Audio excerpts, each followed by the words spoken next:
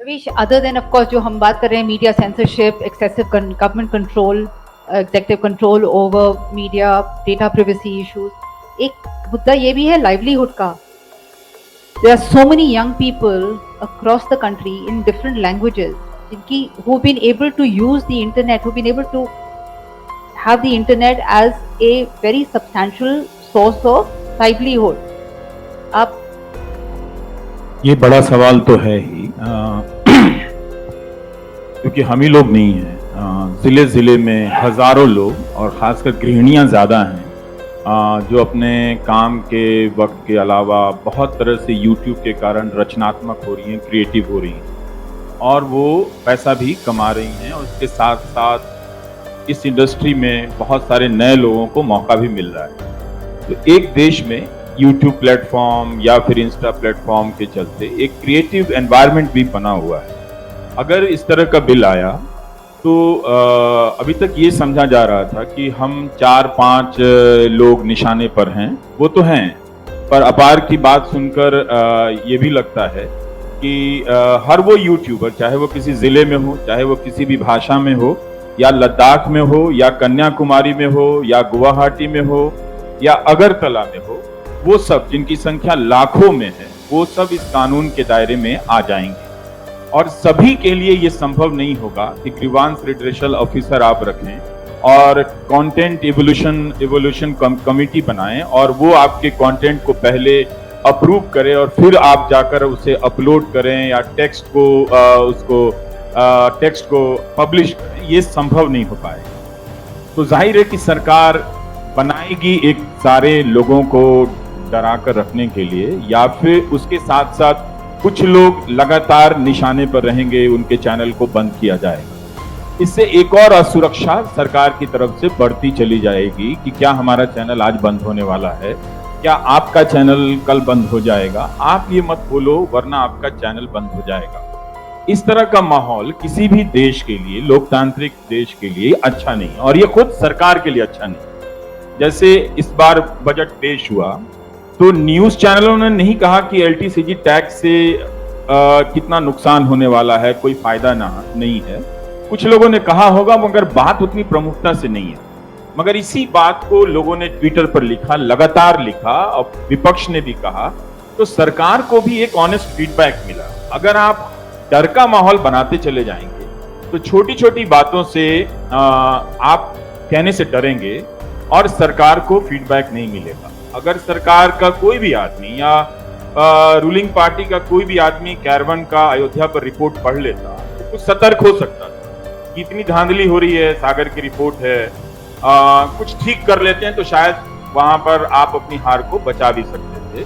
तो ये कौन कर रहा था? ये मेन स्ट्रीम मीडिया के लोग नहीं कर रहे थे. तो ये वो लोग कर रहे थे जो लेगेसी मीडिया में हैं, उस तरह से कर रहे हैं, मगर वो अब सब साइडलाइन, हाशिए पर हैं, जो अपने बहुत लिमिटेड रिसोर्स से मैगजीन चला रहे हैं, अब यूट्यूब भी चला रहे हैं. तो सरकार को ये बात समझना चाहिए कि उसका भी नुकसान उतना ही ज्यादा बड़ा होता चला जाएगा अगर आवाजें बंद होगी. दूसरी तरफ हर कंटेंट क्रिएटर को, अपार की बात सुनने से लगा, चाहे वो फैशन डिजाइनर है, चाहे वो म्यूजिशियन है, चाहे वो कुकिंग करता है, चाहे वो कुछ भी करता है, अपने मॉर्निंग वॉक पे अगर कोई वीडियो बनाता है, वो सब इस निगरानी के दायरे में आ जाए.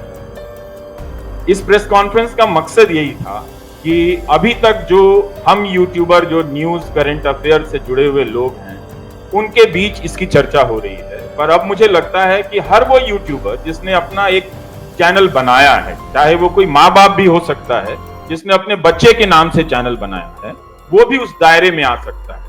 अगर एक माँ बाप को अपने बच्चे के चैनल के बारे में रजिस्टर कराना पड़ जाए तो बहुत तरह के उसकी चिंताएं बढ़ती चली जाएंगी और वो हिम्मत नहीं कर पाएगा. तो वो पूरा एक इकोसिस्टम बोलने का, क्रिएटिव होने का, वो खतरनाक होता चला जाएगा. और जिस तरह से आप ग्रीवांस रिड्रेसल ऑफिसर की बात कर रहे हैं या फिर कंटेंट इवोल्यूशन कमिटी की बात कर रहे हैं, सरकार को इन सब चीजों पे जवाब देना चाहिए. अखबार में छप चुका है, इतनी सारी बातें हो चुकी हैं, कई लोगों ने प्रोग्राम किया है, तो अब तक बता देना चाहिए कि क्या ऐसी बात है.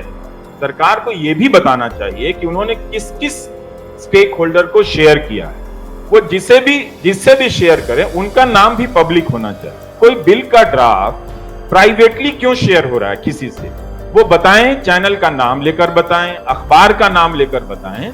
अगर डीजी पब को दे रहे हैं जिससे दिया नहीं है, डीजी पब ने मांगा है, मेल लिखा है कि आप हमें जवाब दीजिए, हमें ड्राफ्ट दिखाइए, हमें चर्चा में शामिल कीजिए, तो हमें आप चर्चा में शामिल क्यों नहीं कर रहे हैं, क्यों नहीं बुला रहे हैं? या हमारी आशंकाएं हम लोग जो अलग अलग प्लेटफॉर्म से जाहिर कर रहे हैं उनका जवाब आप क्यों नहीं दे रहे?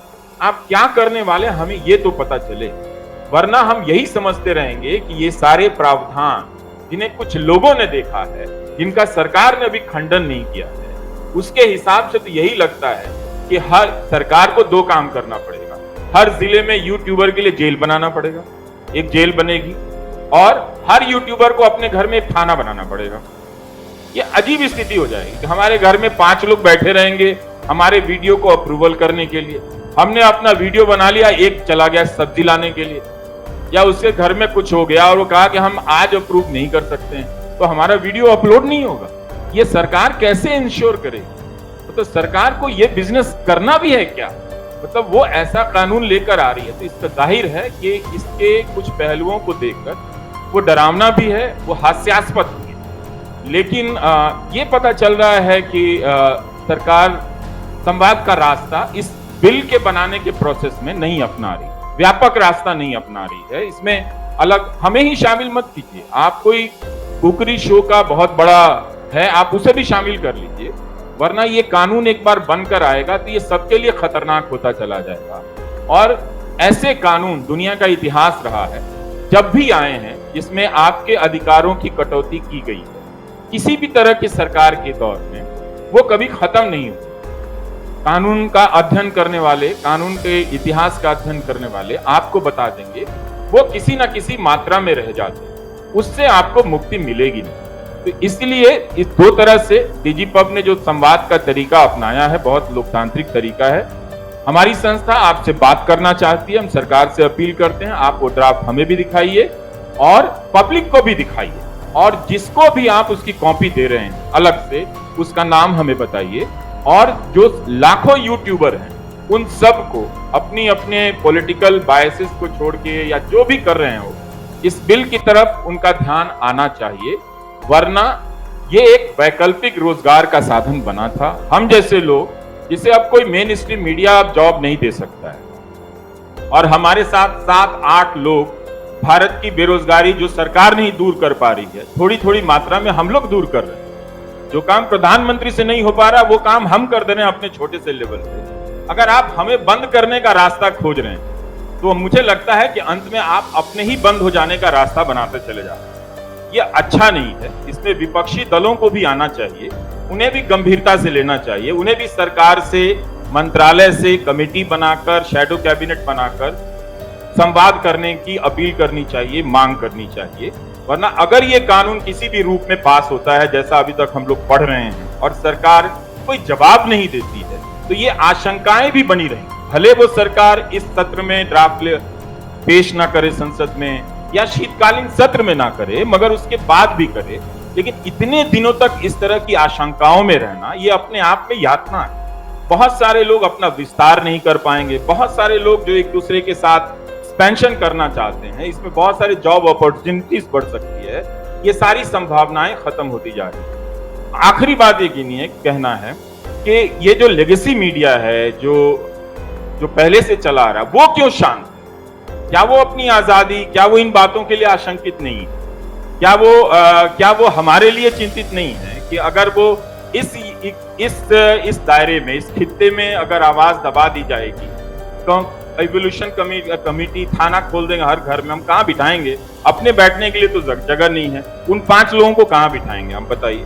और वो अलग अलग शहर ऑनलाइन में रहेंगे तो कोई कहेगा आंधी में मेरा पोल गिर गया है, अभी तार नहीं है, तो आपका वीडियो 4 दिन बाद होगा। वो बीमार पड़ जाएंगे, 5 दिन बाद होगा, फिर वो कहेंगे आप मत आलोचना कीजिए, आप पर FIR होगी, हम भी जेल चले जाएंगे, छापे हमारे घर भी पड़ेंगे। तो इस तरह से ओपन एंडेड नहीं रखना चाहिए। तो सरकार को बातचीत के टेबल पर आना चाहिए। Ravish, that brings us to a very basic question. एक डेमोक्रेसी में सरकार का मीडिया पे किस हद तक रेगुलेशन होना चाहिए, मतलब रेगुलेशन पर से इन अ डेमोक्रेसी इंडिपेंडेंट मीडिया पे। और ये सवाल मेरा आप सबसे है कि रेगुलेशन किस, क्या सेल्फ रेगुलेशन काफी नहीं है एक डेमोक्रेसी में? जो न्यूज चैनल हैं उनके लिए सेल्फ रेगुलेशन की व्यवस्था तो है, पर आप उनकी भाषा देख लीजिए, उनका कंटेंट देख लीजिए। खुद सरकार को ही लिखना पड़ा था कि रूस के खिलाफ वो न्यूक्लियर बटन दबाने वाला एक चैनल बना देता था कि आज वो दबा देगा न्यूक्लियर बटन, तो सरकार को ही नोटिस देना पड़ा था। लेकिन फिर भी उस एनबीएसए से एक प्रक्रिया होती है कि उनको दंडित किया जाता है, वो सेल्फ हो जाता है। लेकिन अगर हम न्यूज चैनल नहीं, हमें ये समझना पड़ेगा कि हम जो ब्रॉडकास्टर आप हमें कहना चाहते हैं, आप कुछ भी कह लीजिए, आप फिर तो अंत में तो आप अपने न्यूज चैनल से हमें ट्रेटर ही कहने वाले हैं। जो आप कुछ भी आप ऑफिशियल नाम बना लें, आप ट्रेटर ही कहने वाले हैं। बात यह है कि आप हमारे चीजों से आप दूर रहिए, आप हमें रेगुलेट करने का कोशिश मत कीजिए।